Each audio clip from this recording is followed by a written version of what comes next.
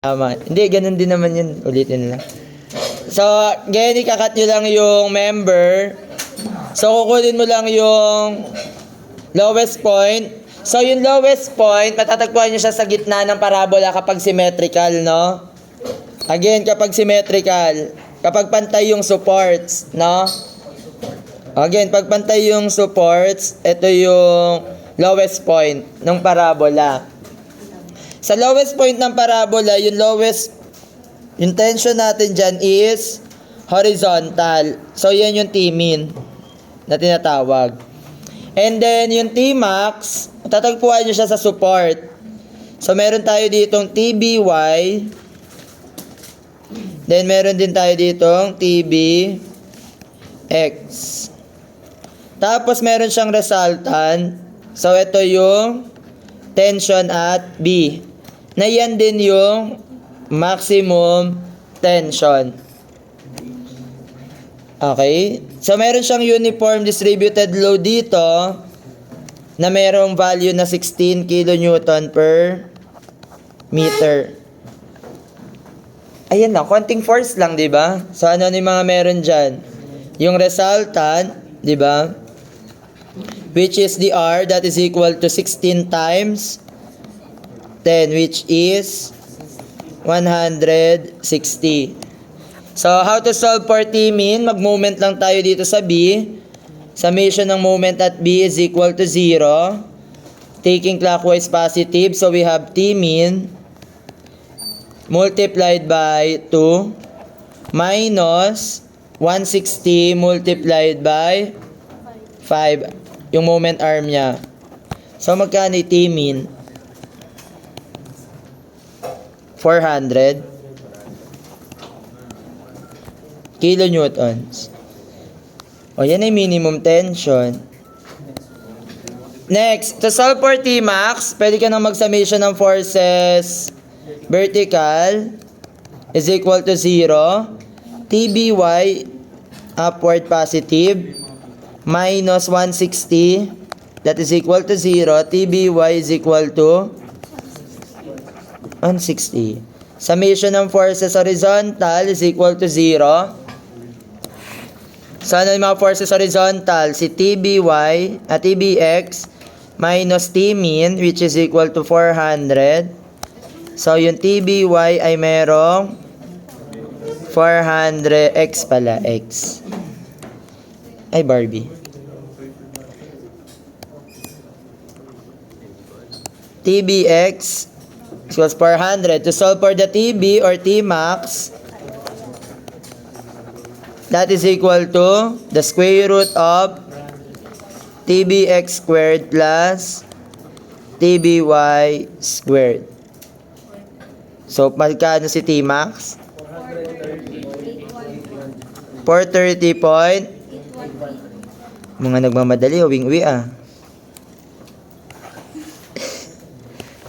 Tapos natin ito hanggang portal. Promise. Ayun na yung nahanap. Tmax and T-min. Yun lang yan. Oo. Next. Pagka hinahanap yung length of the cable, no? Again, ito yung formula natin ng length of the cable. Kapag parabolic, no? Ayan. Pwedeng ito yung exact. Tsaka approximate. Or ito, pwedeng ito din. Siyempre, papipiliin ko kayo kung anong gusto nyong formula. Yung magkakalkul lang o... Siyempre, magkakalkul na lang, di ba? Pero, try nyo pa rin. Baka kasi makita nyo yung... O, kapag yung S, i-store nyo lang yan.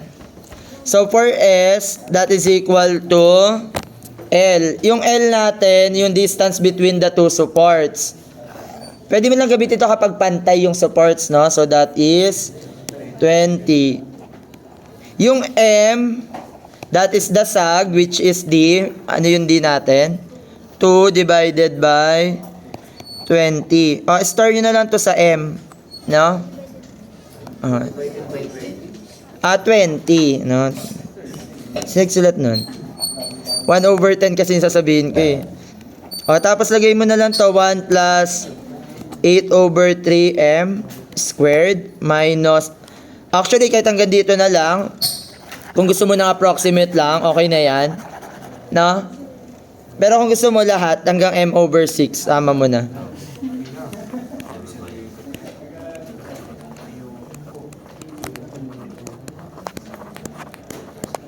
Os. So, ano yung S? Bang haba ng... Nung college ako, pinakabisado sa amin yan.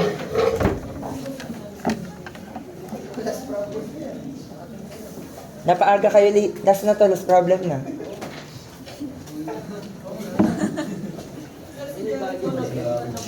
Sino? Alam ko naman. Alam ko naman na mimili lang ng subject yan. Mas gusto niya daw sa GUT eh. Oo, pumapasok sa 7 a.m. Magkano? 20 point.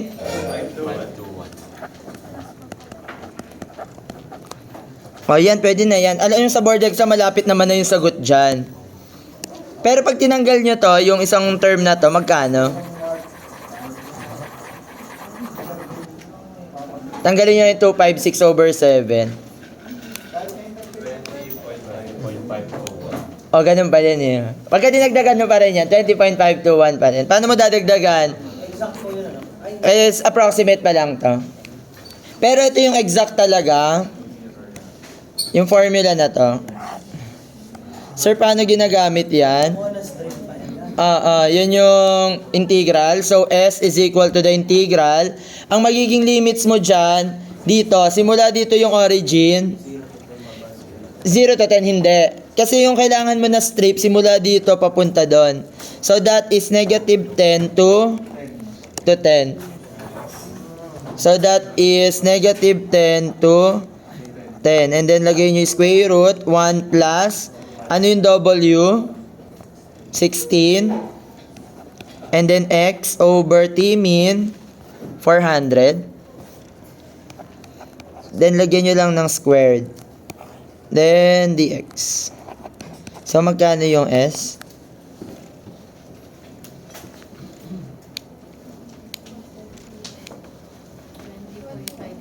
Ayun, magkamukha lang.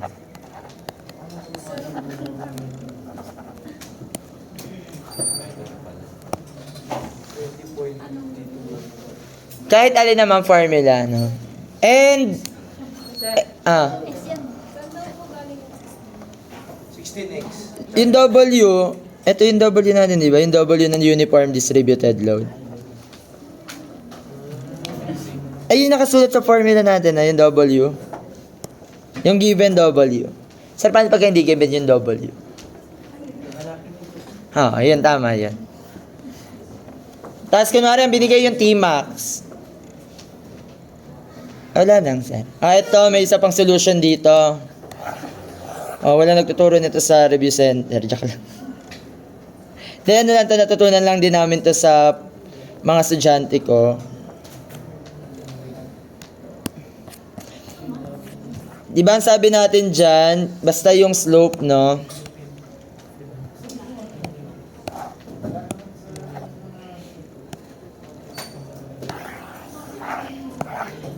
Ayan, guys, ito kapag nakakita kayo ng parabolic cables, pwede nyo itong gamitin. Since tatlo lang naman yung force, TB, yung resultant, tsaka yung T-min. Pwede kayong gumamit ng force triangle.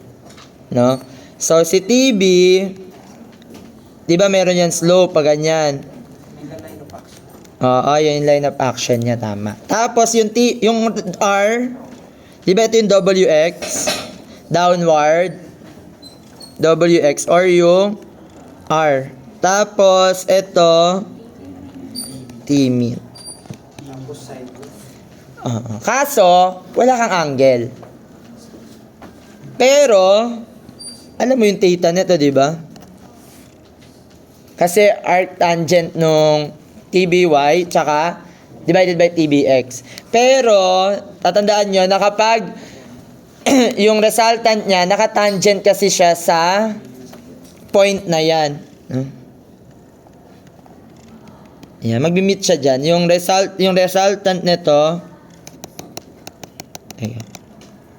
Yung resultant ng TBY, di lang magandang tignan, no? TB, yan yung Tmax, no? Ito yung magiging slope ng triangle nyo. Dito nyo siya i-ratio and proportion. Kasi yun yung line of action, di ba? Yung parang sa cable natin. So, ano yung height natin gagamitin? 2. Ano yung horizontal distance? 5. O, ano yung hypotenuse? Square root of 25 plus 4, square root of 29. And then, ratio and proportion. Ano yung R? 160 to, ano? O, edi TB. Sa mo yung ratio? Sa hypotenuse. Tama? Square root of 29. Equals to T-mean. Sa mo yung ratio si T-mean? Sa 5. Si 160? Sa 2. Edi, across multiply, TB. Magkano si TB? Ito lang yun, di ba? Ito gagamitin natin. So, 160 divided by 2. 80 times the square root of 29. 400. 30 point. Ano?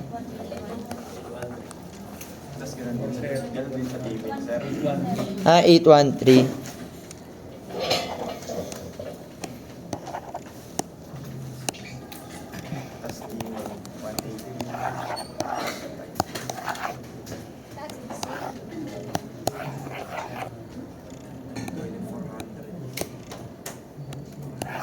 Yan yung ginamit natin. Next, ito naman. Ayan naman yung gagamitin natin. So, magkano si T-mean? Dapat lang na magkamukha. Sino nagsulat ng 5? 400.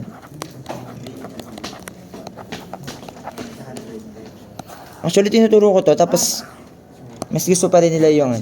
Actually, hindi siya shortcut, no? Principle pa rin naman siya nung theta. Ngayon, kaya nyo na masolve yung theta dito. Arctangent of 2 over 5.